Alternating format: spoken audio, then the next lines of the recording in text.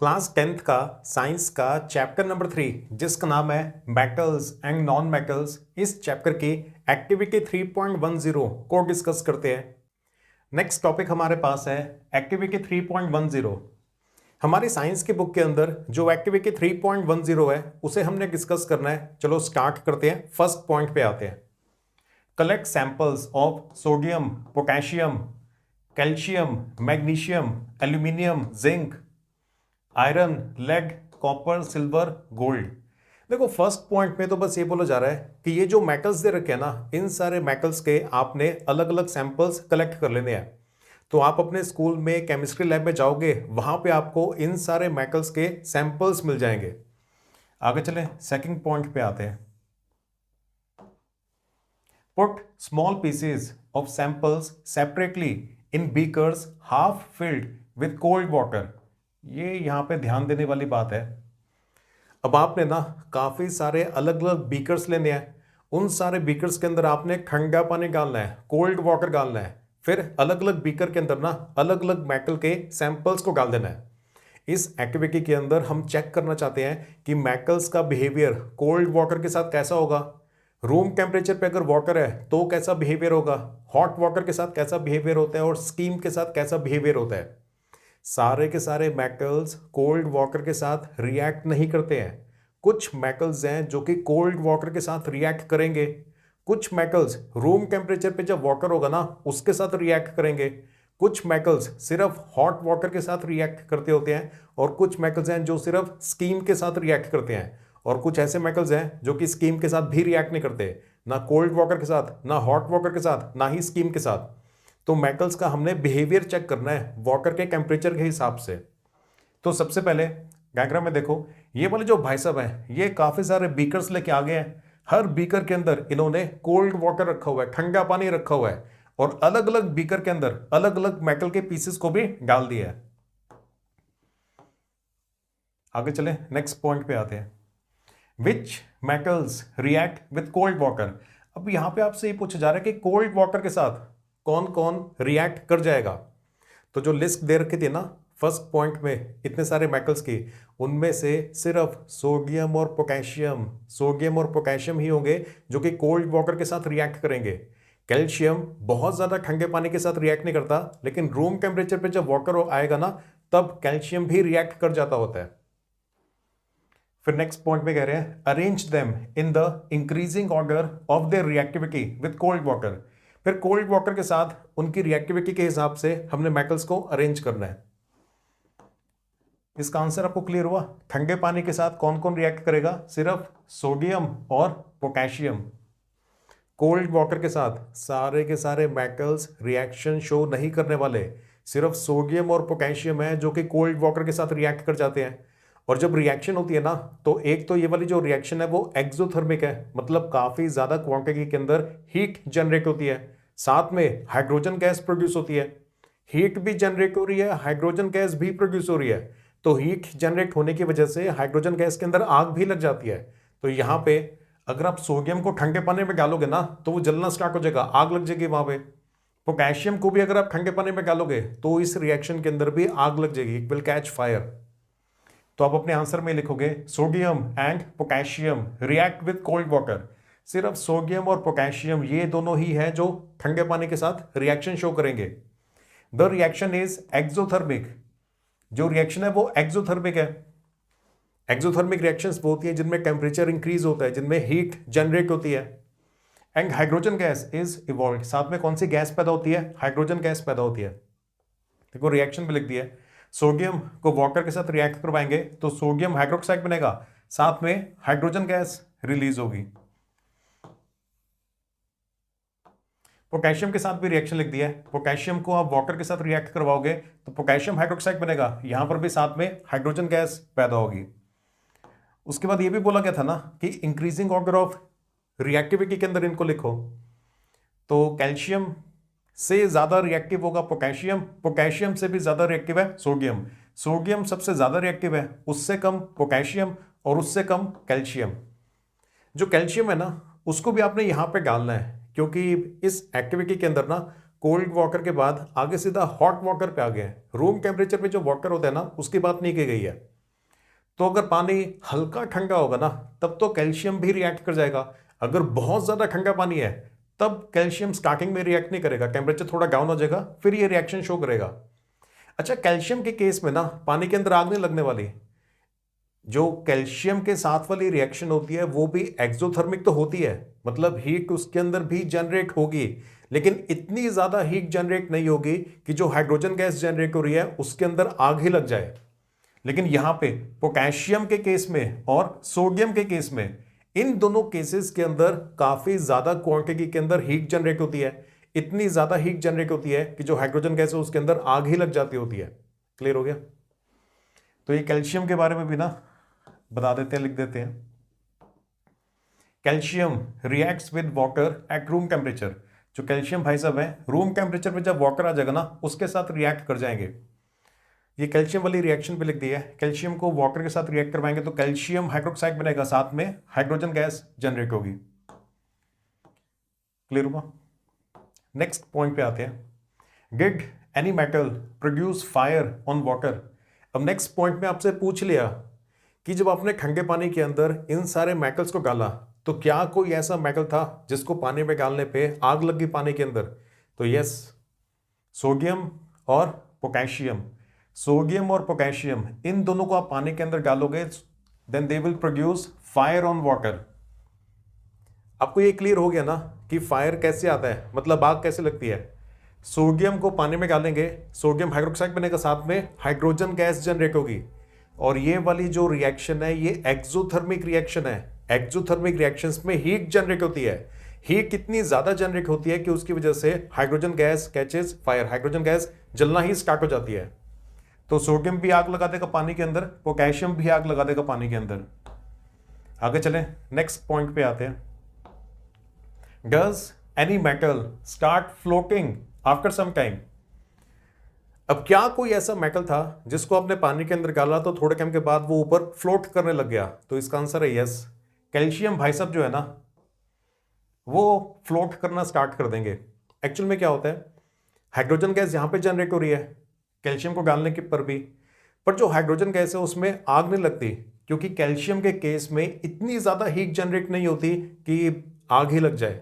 तो जो hydrogen gas के पार्टिकल्स जनरेट हो रही है ना वो कैल्शियम के पीस के साथ ही जनरेट हो रही है, जिसकी वजह से कैल्शियम का पीस ऊपर आके तैरना शुरू कर देता होता है। तो अब अपने आंसर में लिखोगे bubbles of hydrogen gas stick to the surface of calcium and hence it starts floating. Hydrogen gas के जो बबल्स पैदा हो रहे हैं वो कैल्शियम मेटल के सैंपल के साथ ही आके वहां से ही तो जनरेट हो रही है, वहीं पर ही तो रिएक्शन हो रही है कैल्शियम मेटल की आउटर सरफेस के ऊपर। तो वो जो हाइड्रोजन गैस के बबल्स जनरेट हो रही है ना, अब हाइड्रोजन गैस हल्की होती है तो वो ही मेटल के पीस को ऊपर ले आती है, उसी की वजह से ये जो कैल्शियम का पीस है ना वो फ्लोट करना स्टार्ट कर देता है। The heat produced is not sufficient to cause burning of hydrogen.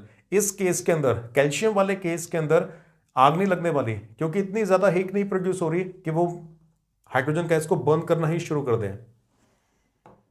Clear? Next point पे आते हैं। Put the metals that did not react with cold water in beakers half filled with hot water. पहले हमने bakers में ठंडा पानी डाला था। ठंडा पानी डालने पे सिर्फ और सिर्फ 3 मेटल्स ने रिएक्शन शो करी थी, सोडियम, पोटेशियम और रूम टेम्परेचर पे आने के बाद कैल्शियम ने भी। अब हमने उन तीनों को छोड़ के बाकी सारे जो बीकर्स है ना उनके अंदर हॉट वाटर डालना है, गर्म पानी डालना है, और बाकी के जो बचे हुए मेटल्स हैं उन सबको आपने हॉट वाटर वाले बीकर्स के अंदर डाल देना है। फिर पता क्या होगा, मैग्नीशियम रिएक्ट कर जाएगा। Magnesium does not react with cold water. Cold water के साथ ये रिएक्ट नहीं करता, it reacts only with hot water. जो मैग्नीशियम है वो हॉट वाटर के साथ रिएक्ट करेगा, बनेगा वही मैग्नीशियम हाइड्रोक्साइड और साथ में हाइड्रोजन गैस जनरेट होगी। ये देखो रिएक्शन भी लिख दिया है। मैग्नीशियम को अब वाटर के साथ रिएक्ट करवाओगे, मैग्नीशियम हाइड्रोक्साइड बनेगा, साथ में हाइड्रोजन गैस जनरेट होगी। बस मैग्नीशियम ये था, बाकी के जितने मेटल्स है ना वो हॉट वाटर के साथ भी रिएक्ट नहीं करते होते हैं। तो कोल्ड वाटर के साथ सोडियम, पोटेशियम और कैल्शियम 3 आ गए, उसके बाद हॉट वाटर के साथ एक मैग्नीशियम और आ गया। अब आगे चलते हैं।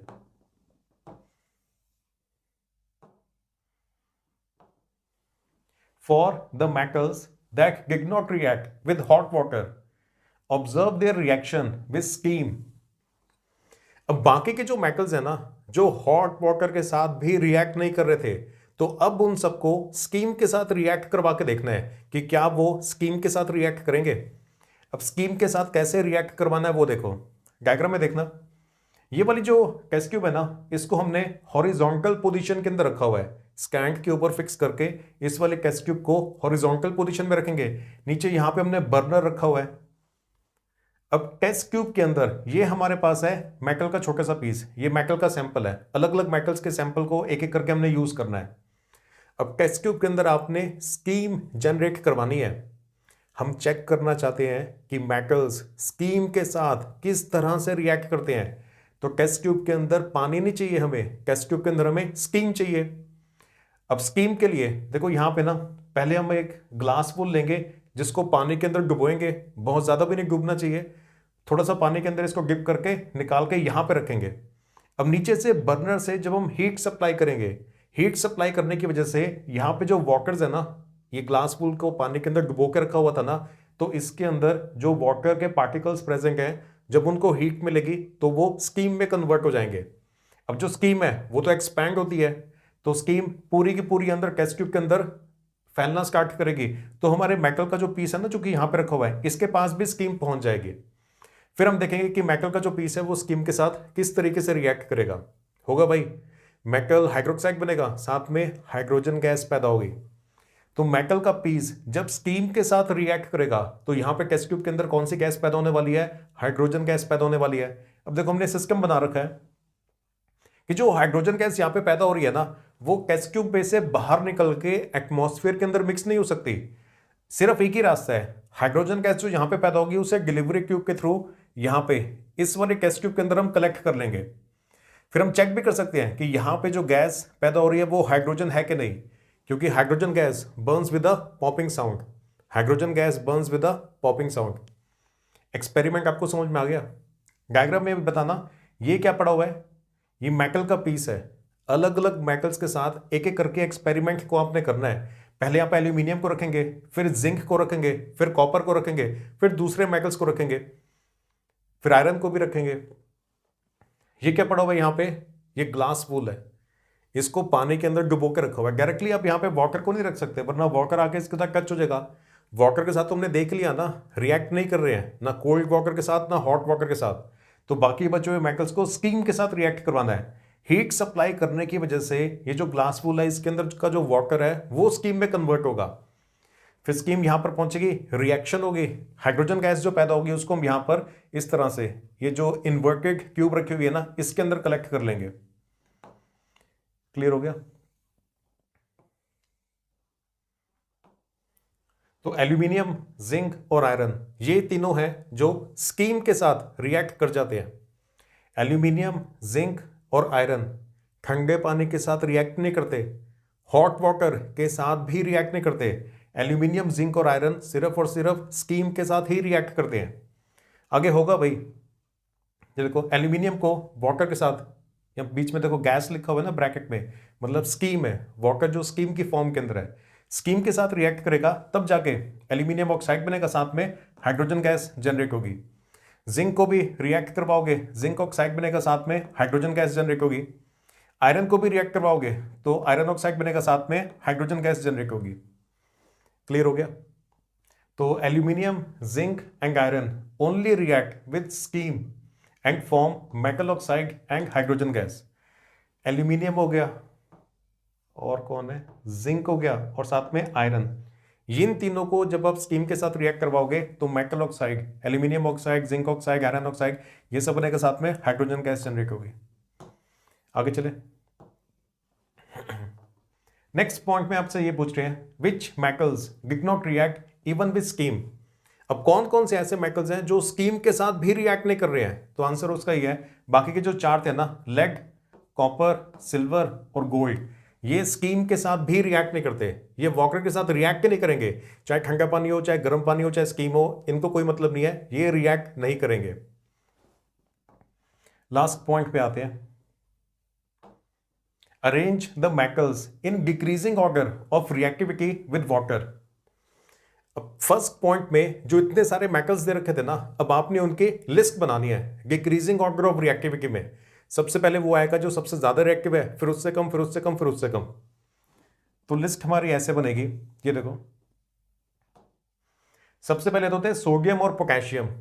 सोडियम और पोटेशियम ये दोनों तो कोल्ड वाटर के साथ भी रिएक्ट कर जाते होते हैं और काफी वॉलेंटली रिएक्ट करते होते हैं। रिएक्शन बहुत ज्यादा एक्सोथर्मिक होती है, हीट जनरेट होती है। इतनी हीट जनरेट होती है कि जो हाइड्रोजन गैस पैदा हो रही थी ना, उसको ही आग लग जाती है। उसके बाद जो कैल्शियम है, कैल्शियम रूम टेम्परेचर पे जो वाटर होगा ना, उसके साथ रिएक्ट करेगा। बहुत ज्यादा ठंडा पानी होगा तो कैल्शियम रिएक्ट नहीं करेगा। रूम टेम्परेचर पे जब आएगा ना, थोड़ा कम ठंडा होगा, तब ये रिएक्ट करेगा और कैल्शियम तो तैरना, फ्लोट करना स्टार्ट कर देता है। जो मैग्नीशियम है, magnesium reacts with hot water. Magnesium ठंडे पानी के साथ नहीं, बल्कि मैग्नीशियम जो है वो हॉट वाटर के साथ रिएक्ट करेगा। उसके बाद ये वाले तीन थे, एल्यूमिनियम, जिंक और आयरन, ये सिर्फ स्टीम के साथ रिएक्ट करेंगे। और लास्ट में ये वाले जो चार हैं, ये तो रिएक्ट नहीं करेंगे, ना कोल्ड वाटर के साथ, ना हॉट वाटर के साथ, ना ही स्कीम के साथ। ये बिल्कुल रिएक्ट नहीं करेंगे। लेड, कॉपर, सिल्वर, गोल्ड, ये वाटर के साथ बिल्कुल रिएक्ट नहीं करते। अगर आप यहां तक पहुंच गए हो तो प्लीज वीडियो को लाइक कर देना और चैनल को सब्सक्राइब कर लो।